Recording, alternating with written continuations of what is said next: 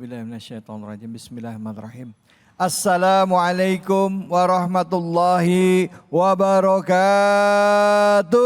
Waalaikumsalam warahmatullahi wabarakatuh. Masya Allah, hari ini kita kembali lagi bersilaturahim dalam program kesayangan kita semua, yaitu Cahaya Hati Indonesia. Pertama-tama mari kita panjatkan puji syukur atas kehadirat Allah Subhanahu wa Ta'ala. Tidak lupa kita berikan salawat dan salam kita kepada junjungan kita, manusia yang mulia Nabi besar Muhammad sallallahu alaihi wasallam beserta keluarga, sahabat dan umatnya yang setia hingga akhir zaman. Bu, pernah enggak ibu ngerasa kalau dapat ujian kayaknya kok bertubi-tubi? Pernah? Pernah nggak kok kayaknya kalau dapat masalah saya melulu. Pernah nggak Bu? Kayaknya saya lagi. Pernah nggak Bu? Nah, hari ini pas kita akan bahas, hadir bersama kita guru kita yaitu Ustadz Khairil Alam yang akan membahas permasalahan kenapa kok aku lagi. Ustadz, ini kita akan bahas juga. Dalam hal ini juga akan mengangkat surah Al-Kahfi, ayatnya juga ayat 60 dan 79. Temanya adalah tentang ujian. Dan seringkali kita menganggap permasalahan itu selalu menimpa kita dan ngerasa ya kayaknya kita aja gitu tokoh utama dari permasalahan. Silakan Ustadz. Oke, saya awali dulu dengan salam. Assalamualaikum warahmatullahi wabarakatuh. Waalaikumsalam warahmatullahi wabarakatuh. A'udzubillahi minasyaitonirrajim. Bismillahirrahmanirrahim. Alhamdulillahirabbil alamin. Allahumma shalli ala Muhammad wa ala ali Muhammad. Rabbana zalamna anfusana wa illam taghfir lana wa tarhamna lanakunanna minal khasirin. Rabbi shrah li sadri wa yassir li amri wahlul 'uqdatam min lisani yafqahu qauli. Amin amin ya rabbal alamin. Nah, kita awali dengan sebuah masalah. Tadi sudah disampaikan bahwa kadangkala dalam kehidupan kita masalah itu bertubi-tubi mendatangi diri kita. Padahal saya sudah sholat, saya sudah sedekah, saya sudah beramal soleh. Namun kenapa musibah itu didatangkan kepada saya? Padahal ada orang lain yang amalnya lebih buruk dibandingkan saya, dia malah mendapatkan banyak nikmat. Nah, kita akan mengupas itu, kita akan membahas itu. Dan kita bukan hanya membahas itu saja. Namun kita akan melihat hal yang lebih fundamental, kenapa akhirnya kita mempertanyakan pertanyaan seperti itu. Supaya apa? Kita dapat akar masalahnya. Dan tentunya sumber dari semua referensi kita sebagai umat Islam adanya di mana? Al-Quran. Surat Al-Kahfi ini diawali dengan ayat pertama yang menjadi sebuah anchor, yang menjadi hal yang utama. Apa bunyinya? Alhamdulillahillazi anzala ala abdihi kitaba wal yaj'ala. Ini pada hafal semua ya. Alhamdulillahillazi anzala ala abdihi kitaba wa lam yaj'al lahu iwaja. Artinya adalah segala puji dan terima kasih ditujukan kepada siapa? Kepada Allah. Kenapa kita memuji kepada Allah? Karena telah menurunkan kepada hambanya. Apa yang diturunkan kepada hambanya? Kitab. Dan di dalam kitab itu tidak ada kebengkokan. Jadi di dalam surat Al-Kahfi ada ayat pertama yang akan menjadi bagian pokok utamanya. Kemudian ada 4 kisah di dalam surat Al-Kahfi. Kisah yang pertama, pemuda-pemuda Ashabul Kahfi, betul sekali. Kisah yang kedua, 2 pemilik kebun. Kisah yang ketiga, kisah Nabi Musa yang akan belajar dari sosok yang luar biasa yang kita kenal dengan nama Khidir. Walaupun di dalam Al-Quran namanya tidak disebutkan. Kemudian kisah yang keempat, tentang apa? Zulkarnain. Kisah yang ketiga, dan kita akan melihat strukturnya dengan ayat pertama. Apa hubungannya dengan ayat pertama? Oke, kita mulai dengan ayat 67 dulu. Jadi Nabi Musa ini ditanya oleh muridnya, siapa orang yang paling pintar? Kemudian Nabi Musa menjawab, aku. Kemudian Allah tegur Nabi Musa, ada orang yang lebih pintar, engkau berguru kepadanya. Jadi ini adalah episode di mana Nabi Musa mencari seorang guru yang akan mengajarkan kepada beliau. Bayangkan, Nabi Musa adalah pemimpin Bani Israel. Ya, orang yang mendapatkan Taurat. Berarti kan ilmunya luar biasa. Akan berguru dengan sosok yang luar biasa ini. Nah, kemudian ketika Nabi Musa bertemu dengan sosok yang luar biasa ini, Nabi Musa bermohon untuk mengajarkan kepada Nabi Musa apa yang sudah diajarkan kepada seorang hamba ini. Kemudian sang hamba ini menjawab, ayat 67 tuh. Qala, dia berkata, innaka lan tastati'a ma'iya sabra. Sungguh engkau tidak akan sanggup sabar bersamaku. Jadi ini adalah penilaian gurunya kepada muridnya, yaitu kepada Nabi Musa. Kamu gak akan sanggup sabar. Kenapa gak sanggup sabar? Ayat 68. Wa kaifa tasbiru ala ma lam tuhit bihi khubara. Bagaimana kamu akan sanggup sabar kalau kamu tidak meliputinya, tidak meliputi masalah itu dengan khubro. Khubro ini ternyata maknanya adalah pengetahuan yang menyeluruh. Jadi bukan hanya pengetahuan yang terbatas, tapi pengetahuan yang menyeluruh terhadap suatu masalah. Contohnya misal gini, dalam kehidupan kita akrab nggak dengan sosial media? Oke, ada sebuah video yang dirilis, durasinya hanya 30 detik. Ketika 30 detik, kita mengatakan, A ini yang jahat, B ini yang benar. Beberapa saat kemudian, dirilis video dengan durasi yang lebih panjang.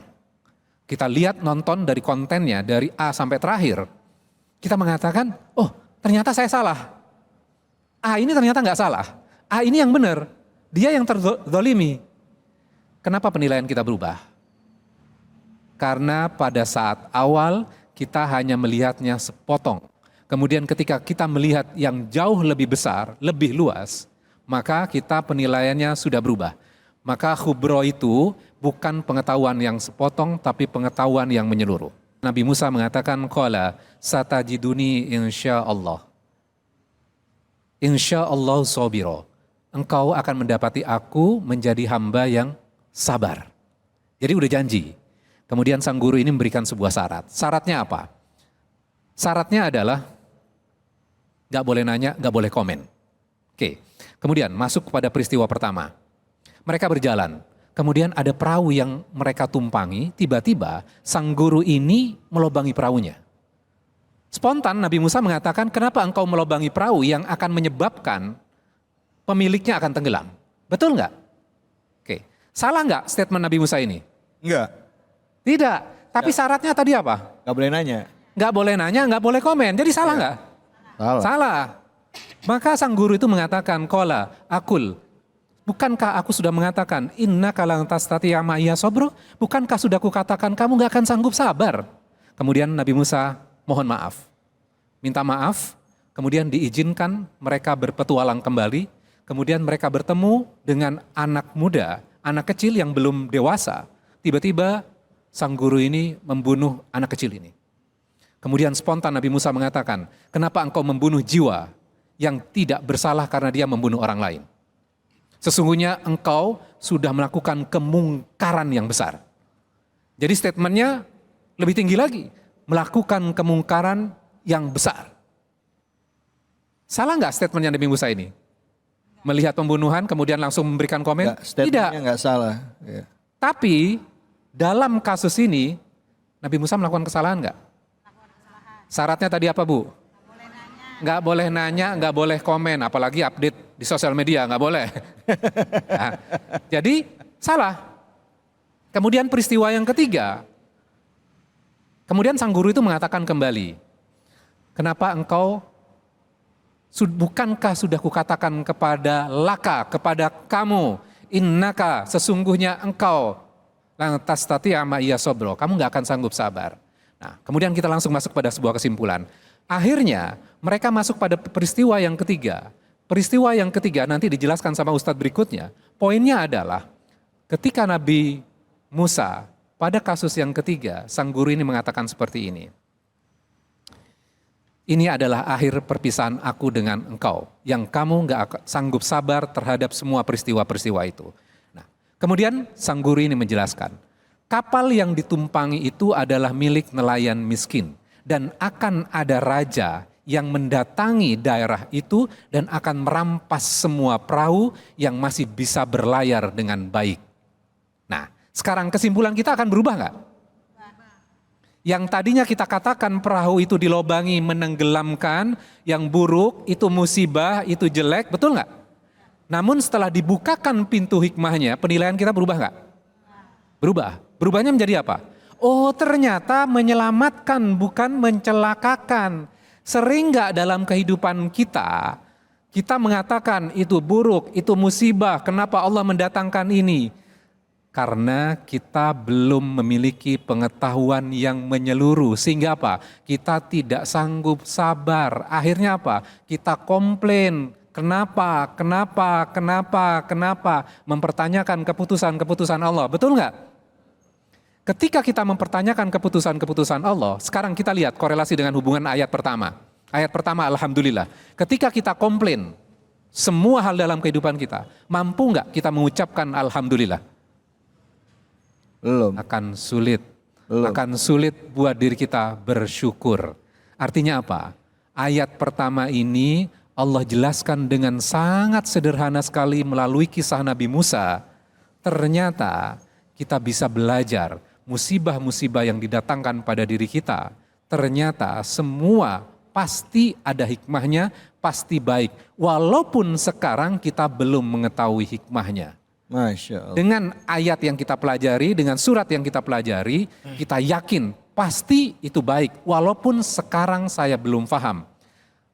Artinya apa? Ketika kita mengarungi kehidupan kita, kita akan lebih tenang menghadapi permasalahan kita, sehingga kita akan mampu untuk bersyukur. Masya Allah. Kira-kira seperti itu. Baik, Masya Allah. Terima kasih banyak Ustadz. Bu.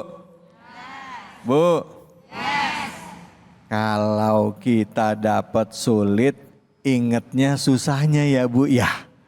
Nggak gampang lihat himah dibalik kesulitan. Ada yang mau bertanya? Silakan, ya Ibu. Langsung pertanyaannya. Assalamualaikum warahmatullahi wabarakatuh. Waalaikumsalam warahmatullahi Nama wabarakatuh. saya Bu Dede dari Jamaah Masjid Al-Barakah Al-Barakah. As-Safiyah. Ya, silakan. Rumah saya di Asembaris. Ya Bu, silakan. Yang saya mau tanya Pak Ustadz, kalau di rumah tuh saya sebagai istri suka yang selalu mengingatkan hal-hal ibadah. Suka apa, Sedangkan Bu? hal-hal untuk ibadah. Sedangkan suami keseringan diam. Apakah itu menjadi gimana ya untuk suami, dan saya mohon penjelasannya, buat saya baik atau buat suami kurang baik atau bagaimana Pak Ustadz? Makasih, Assalamualaikum. Oke, ya Waalaikumsalam warahmatullahi wabarakatuh. Silakan Ustaz. Oke, jadi kita balik lagi ke dalam ayatnya ya. Memang Al-Quran itu seringkali ketika kita belajar sesuatu, kita relatekan dengan kehidupan kita kan. Nah seringkali ketika kita belajar agama, seringkali kan langsung, Ustadz amalannya apa? Ya. Betul nggak? Berapa kali saya baca? Ya. Namun ketika kita melihat Al-Quran, di dalam Al-Quran, seringkali yang dirubah adalah mindsetnya, pola berpikirnya. Iya, iya. Ketika pola berpikirnya sudah benar, maka akan lebih memudahkan kepada kita untuk melakukan amal ibadah yang lainnya. Termasuk yang Ibu katakan tadi, pertanyaannya kan gitu. Bagaimana terhadap nasihat terhadap suami? Ya lakukan saja nasihat itu. Nah cuman kadang-kadang gini, kita harus paham bahwa antara seorang wanita dengan seorang laki-laki itu berbeda. Ya. Laki-laki itu egonya itu tinggi. Kalau diperintahkan terhadap sesuatu, biasanya egonya jadi naik. Maka kita harus paham secara psikologinya bagaimana cara menasehati suami. Karena bukan masalah nasihatnya, tapi bisa jadi cara kita menyampaikannya menjadi masalah. Sehingga dia tidak mau menjalankan itu. Jadi lakukan saja nasihat-nasihat itu terhadap suami, bahkan kadang-kadang diberikan contoh tanpa kita melakukan nasihat, itu juga sebuah bagian dari dakwah juga. Kira-kira gitu. Ya, baik. Terima kasih Ibu. Waalaikumsalam. Terima kasih banyak Ustadz. Jadi cara menyampaikannya yang penting Bu ya.